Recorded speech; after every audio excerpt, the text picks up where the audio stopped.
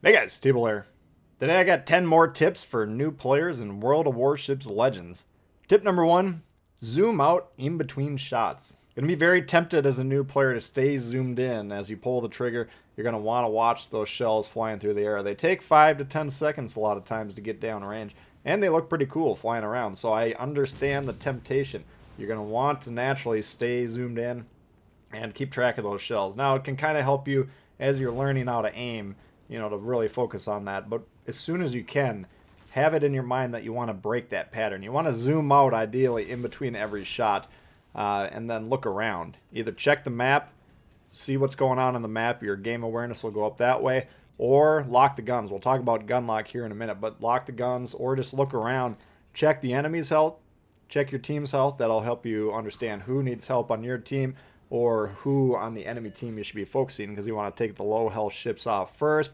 And your overall awareness of the situation. You can be looking around, who's got a line of sight on me, where might I be getting spotted from if you see you're detected. All these things you need to be doing that you can't really be doing if you're just staring down the gun sights, watching the shells fly through the air. So as soon as you can get out of that habit, go ahead and do so. That'll help you out quite a bit.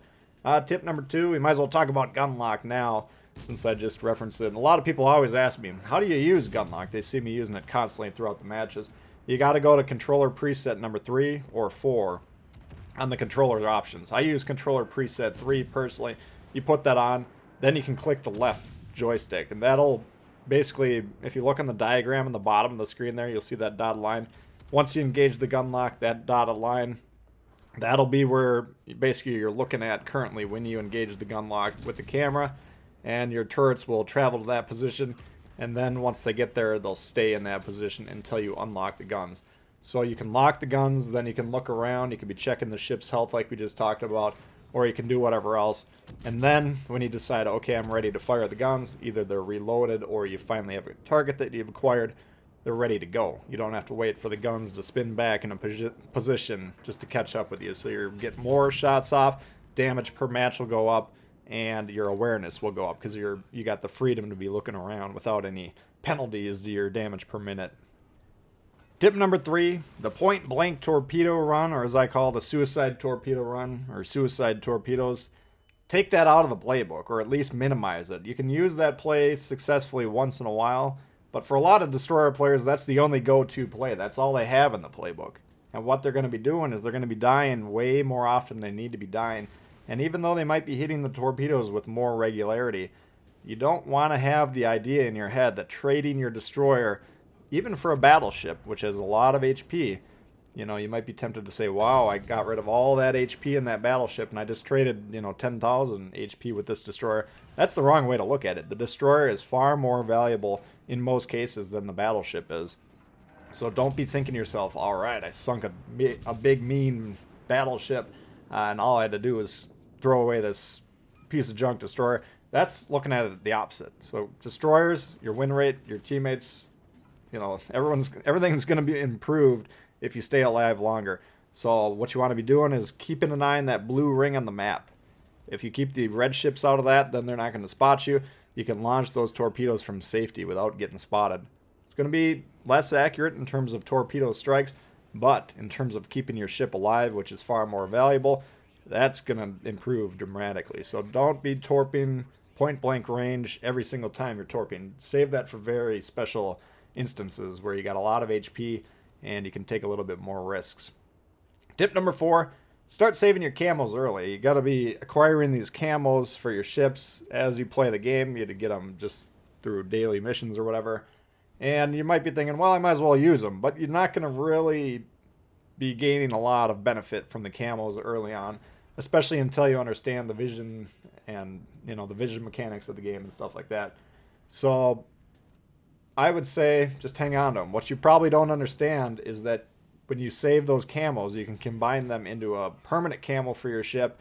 And the goal, at least for me and most players, is to get the permanent camos on all their ships. So start saving the camos early. You're not going to be really using them for, that much of their potential anyways.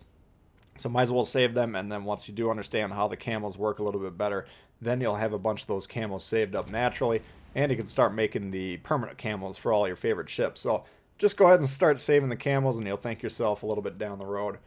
Tip number 5 has to do with the Bureau. You got to understand that the Bureau is designed for experienced players, so don't be going out of your way to focus on Bureau progress. You definitely don't want to be looking at a legendary ship right off the gate. You want to be going for one of the shorter term projects, like I think the California should be in the Bureau. Currently, that's a tier 5 battleship. More enjoyable for a new player to play, easier for a new player to play, and a lot easier to acquire. So I'd go ahead and start with something along those lines.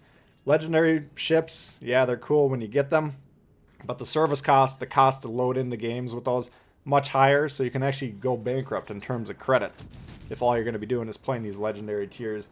You're not going to have the experience to play them well, so you're going to lose a bunch of money every match, and you're going to have a bad time with your progression overall. So hold off on the legendary tier ships in terms of projects till you got more ships in your navy, which will speed up the progress, and more commanders, more high-level commanders. That'll speed up the progress as well. But you definitely don't want to get in a situation where you're upgrading your commanders just because you think you'll be getting more progress in the Bureau. You got to be upgrading the commanders that are going to actually help your ships that you're playing in your navy. So focus on leveling your commanders a little bit more naturally and let the Bureau progress come down the line when you got more resources to work with.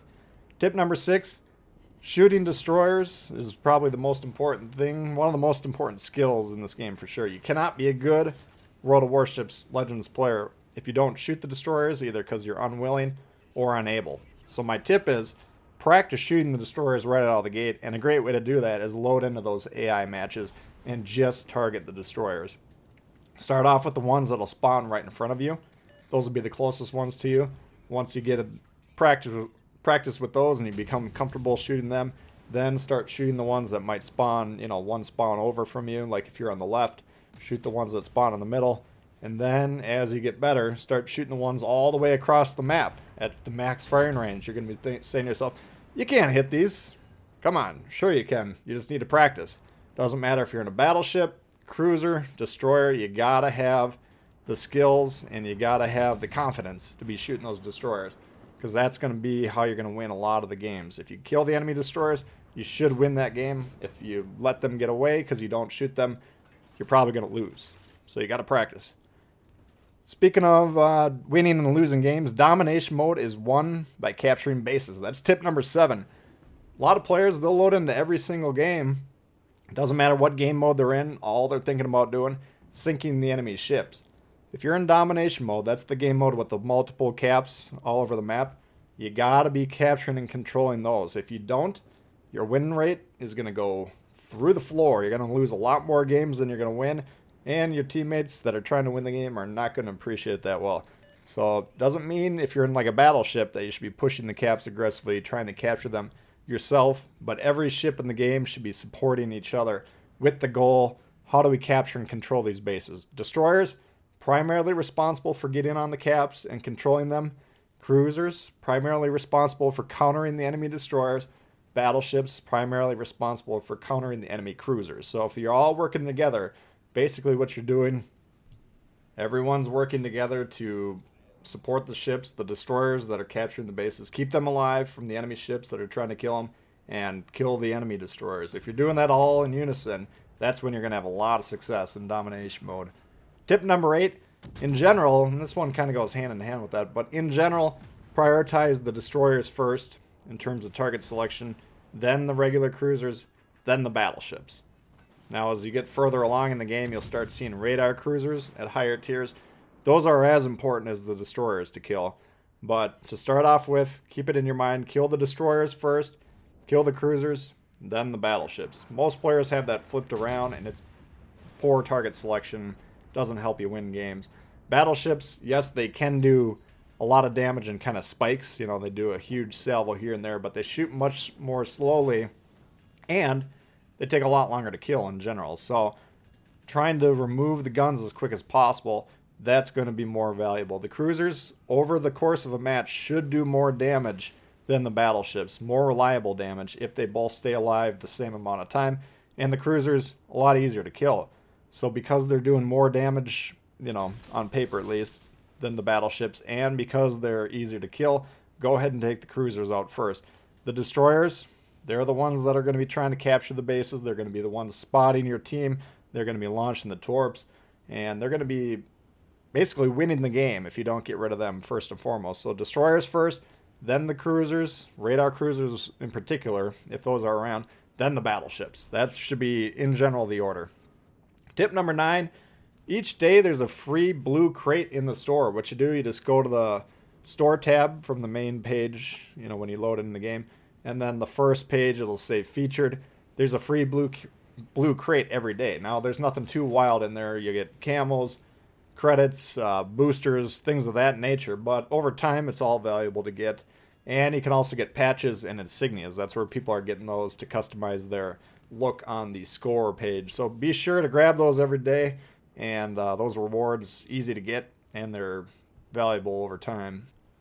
Tip number 10, when playing in a division, play as the same tier as the other people in your division. If your friends are playing tier 5 ships, that means you're playing a tier 5 ship as well.